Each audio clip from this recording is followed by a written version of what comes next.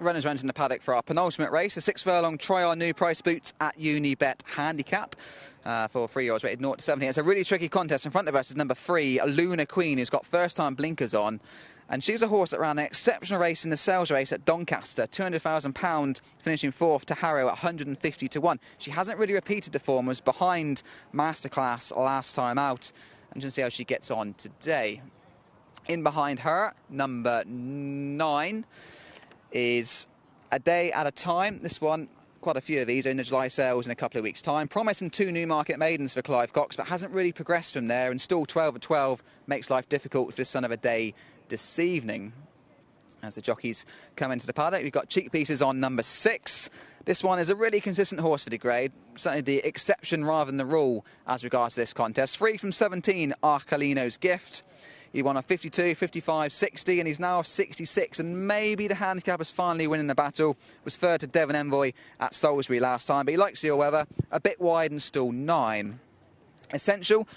Looks a little bit on her toes. He won on a handicap debut at Lingfield. Hasn't really gone on. He's another one in the July sales. Bottom weight, number 12, Bankrupt, has dropped £10 in 4 handicaps. Very interesting, in his third and final qualifying run, they made him 130 favourite. So he might well pop at a price at one stage, but when I last looked, he was 40 to 1, so maybe not today. But he has got a good draw in stall 1.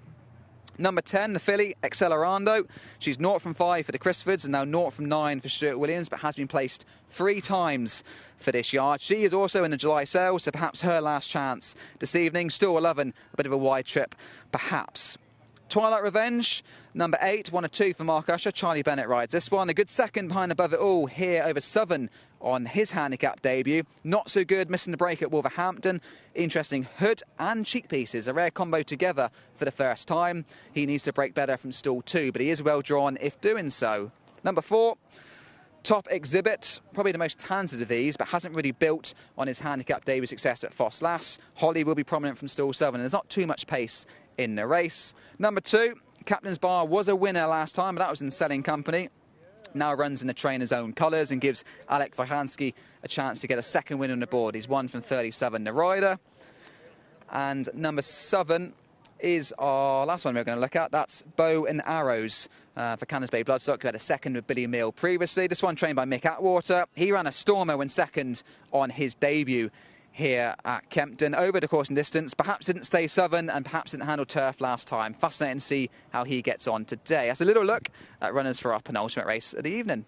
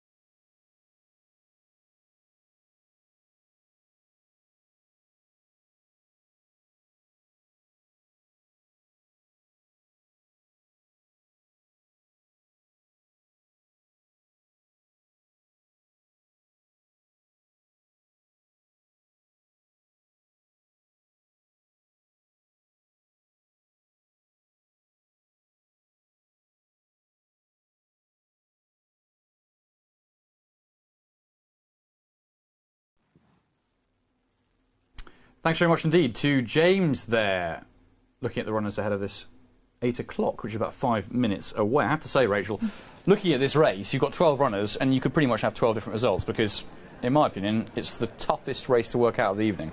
Well, it's 5 to 1 the field, so I mean everybody sort of feels that way. And I mean your favourite Bow and Arrows has inherited favoritism, but it's, as we said, 5-1 chance to give Kingsby Bloodstock to go one better than with, as James said, Billy Mills 2 hours or so ago. I mean, this horse had 2 placed efforts in novices and maidens. Both of them were here, including over 7 furlongs 2 starts ago and over course and distance on debut. And then Newbury, handicap debut, yielding turf. It just didn't work out. Lost a left front shoe. He was struggling from about 2 furlongs out.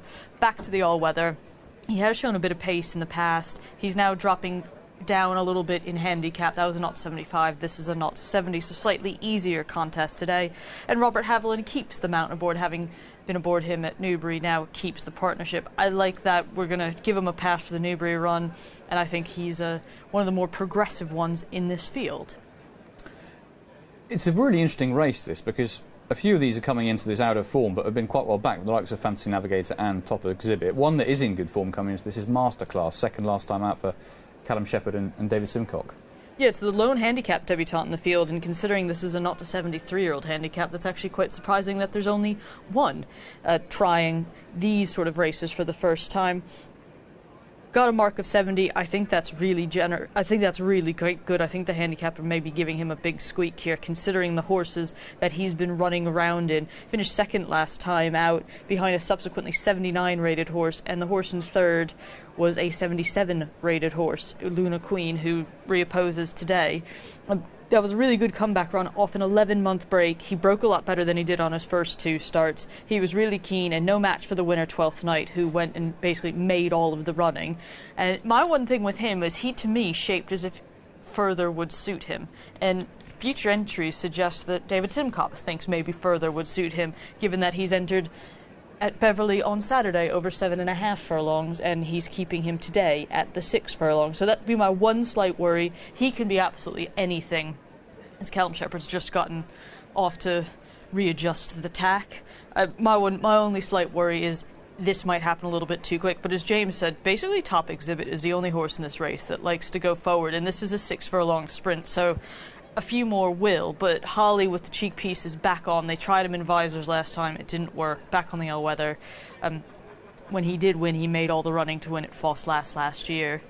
So he'd just be interesting if he can get a loose and lonely lead. But, I mean, for me, the one horse that's completely wrong in the market is the 6 horse, Arlecchino's Gift, 18-1. This horse has won 3 from 17. He won 2 starts ago over the 6 furlongs at Lingfield, finished 3rd at Salisbury last time out. I know it's been running in 0-60s, 0-65s, but he's now running in the highest level handicap he's ever run in. But he's carrying a low weight on his back that he hasn't carried for a couple of starts. Dane O'Neill has ridden him twice, 1 win, 1 third, and he finished 3rd last time out behind the next out winner at Nottingham, Devon Envoy. So if he can handle the slight step up in handicaps, and these are sort of 3-year-olds who don't exactly know where they fit in the handicap scheme, I mean, he could be one at a huge price. That he's always consistent, and sometimes consistency at a big price pops you an each-way price.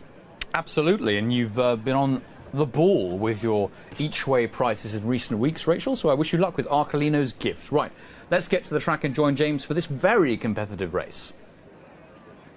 Yeah, thank you very much. Now, Mark did mention on track Masterclass, who saw briefly on the screen. He was very keen going to post, and he was probably my angle of the best horse in this race going forward. But stall 10, if he is keen early doors, it might be a very difficult trip for Callum Shepherd on David Simcock's mount. He'll try and get cover, but it was a race that looked messy on paper, not a great deal of pace on offer. A lot of these 3-year-olds have been disappointing. I thought it was interesting that Mick Appleby's horse has been in money for Fantasy Navigator early on. He progressed nicely in his 3 qualifying runs. Not quite sure what he achieved when finishing 4th at Doncaster, but he actually ran in a 0-80 handicap at Nottingham last time behind King of Jungle. 50-1 on both his starts this campaign. You can see him in front of us, just going forward into stall, just showing a few quirks, this gelded son of Herat. But I thought he could go well from stall 5. If Charlie Bennett can get Twilight Revenge out of the gates on terms, stall 2 is a lovely draw for Mark Escher's potential second string. Arcolino's Gift is the more consistent of that pair, and I agree with Rachel, both of those are overpriced. But a really tricky penultimate race to end the Kempton card. I do like low draws here at Kempton over 6. It's a real short run to the bend, and you can get trapped very wide from 10, 11 and 12.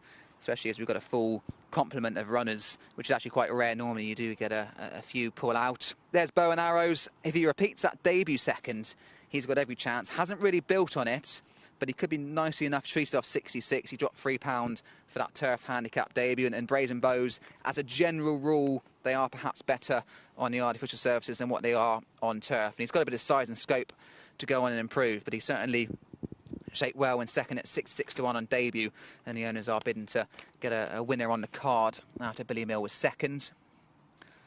Good luck to Alek Vojanski, claiming the Southern for his boss Richard Hannon. The trainer's taken over the ownership of Captain's Bar after he won a seller last time. Looked a little bit awkward for Andrea at Zani when winning, but at least he did get his head back in front, and he was a Haydock maiden winner in the past. Saul 6 isn't a bad draw. And Luna Queen ran a cracker in a sales race last year, but she hasn't shown to train on. Blinkers on for the first time. 3 more to go forward. I think I counted 3 of these heading to the July sales next week. So this is their last chance for current connections. Let's see if one of those comes out on top. There is Twilight Revenge. I do think he's interesting if Charlie Bennett can get him to break on terms. Let's join Mark Johnson.